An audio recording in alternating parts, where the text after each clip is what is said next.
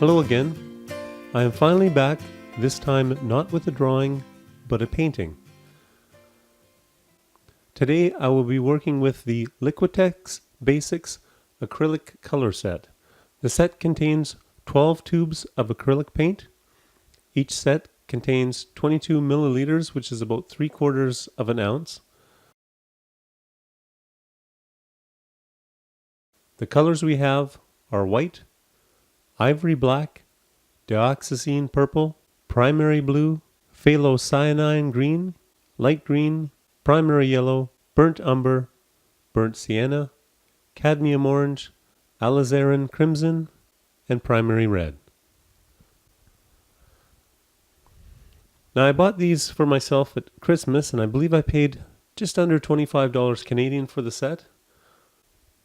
They were on sale, and I thought it would be good to pick up a set like this and just see if I can actually do anything with them. I've also picked up a Derwent Academy palette.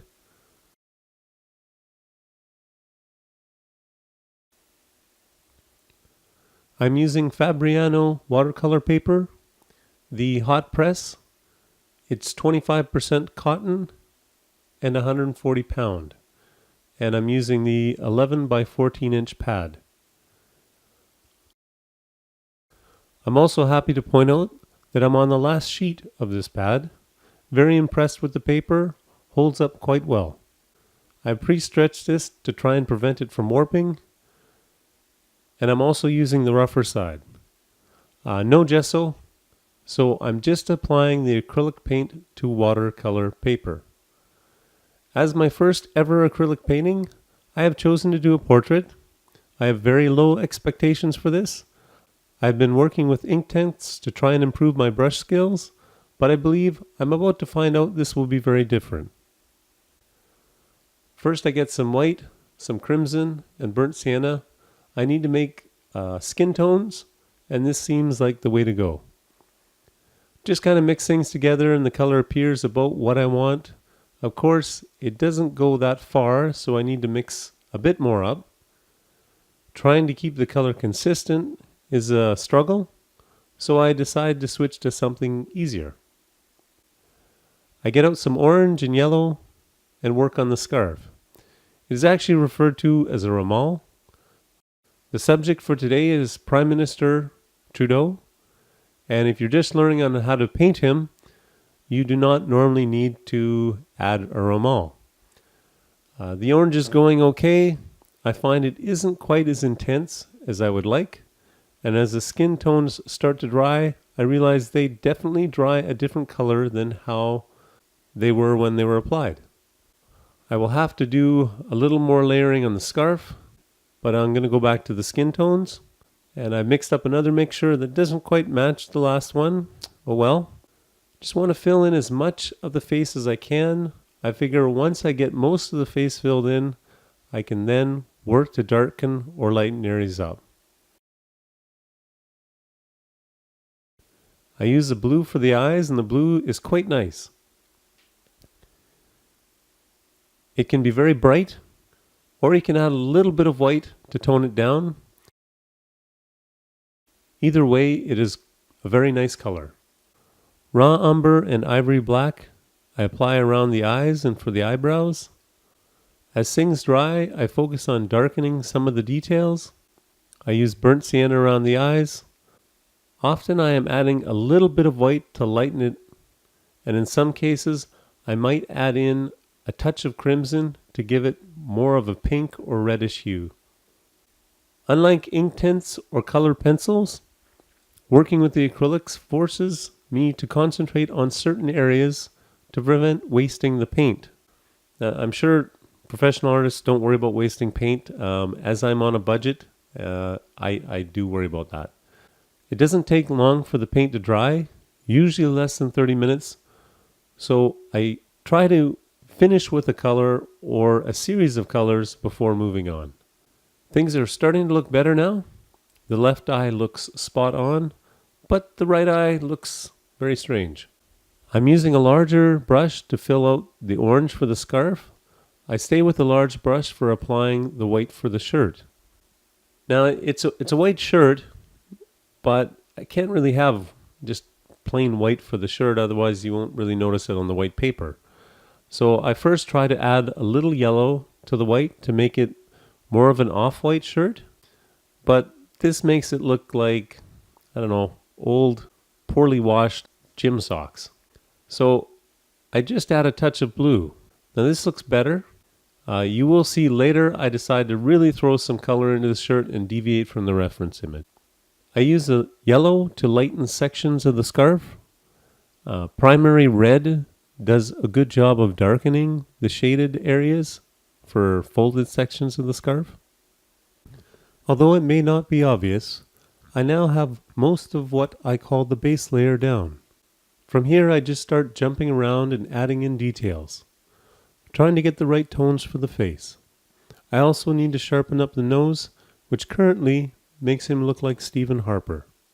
Unlike many of my first drawings or paintings, for instance, the first time I worked with pastels, I would typically do a little bit of research to get me pointed in the right direction.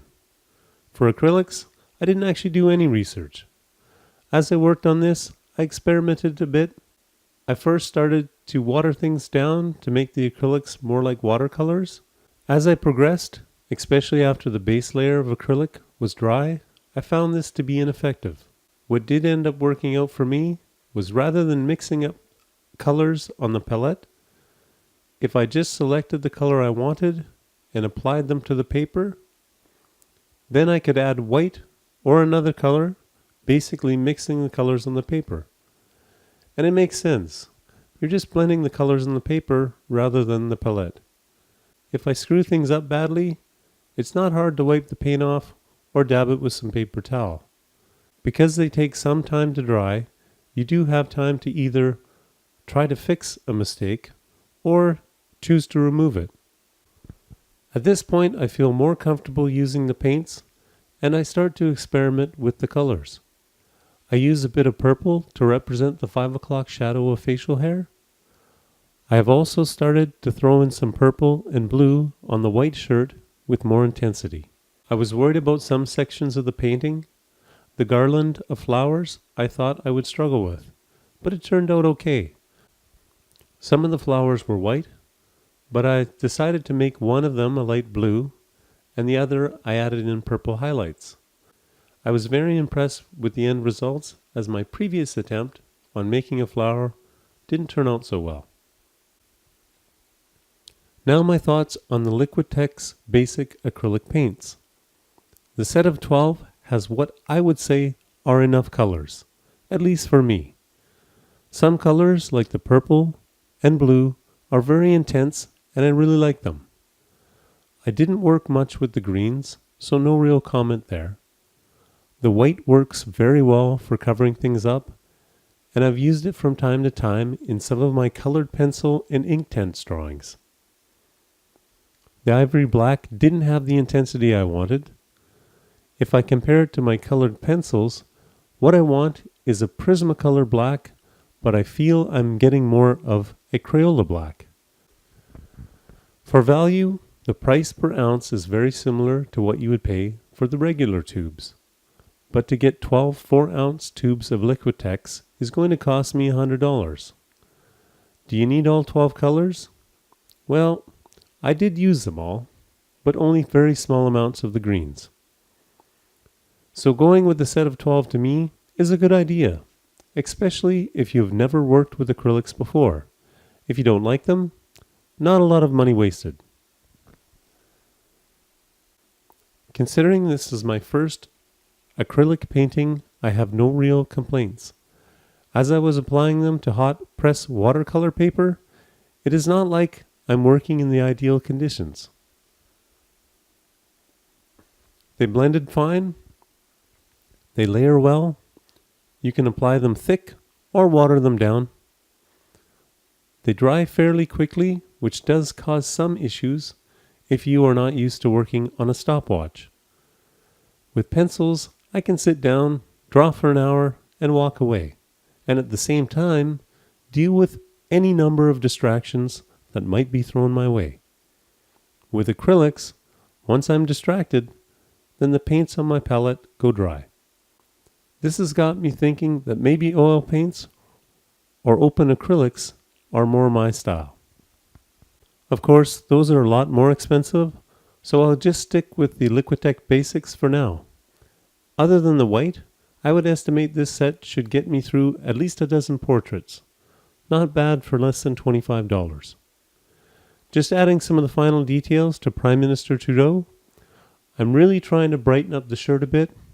My critics noted that the shirt really doesn't match the reference at all, but they all liked what I had done. Come to think of it, Mr. Trudeau would probably have liked this shirt far better than the one he was wearing. Gives it more of a mother of pearl look. And if you were wondering why a drawing of Prime Minister Trudeau, why not? I have a brother who lives in Alberta who is a huge fan of Justin Trudeau. So I thought I would paint this and send it as a birthday present for him, along with a set of darts. I made one last attempt at fixing the left eye. The shading was wrong and I needed more of an eyelid fold than what I had done. Still, it looks a bit odd, but it doesn't draw your attention right away. And to be honest, the left eye does seem off in the reference image. The last thing I needed to fill in is the area below his arms. Once that was done, the image seems to have more pop to it. And that is all for now. Please don't forget to subscribe if you haven't already done so. If you have any comments, requests, or questions, feel free to ask in the comments below. Baseball season is in full swing now, and my kids have baseball pretty much every day of the week until the middle of August. So I do not know how much time I will have for drawing. I hope to get at least one drawing a month for July and August, and then come September, I should be back to a more regular schedule of posting. Thank you for watching.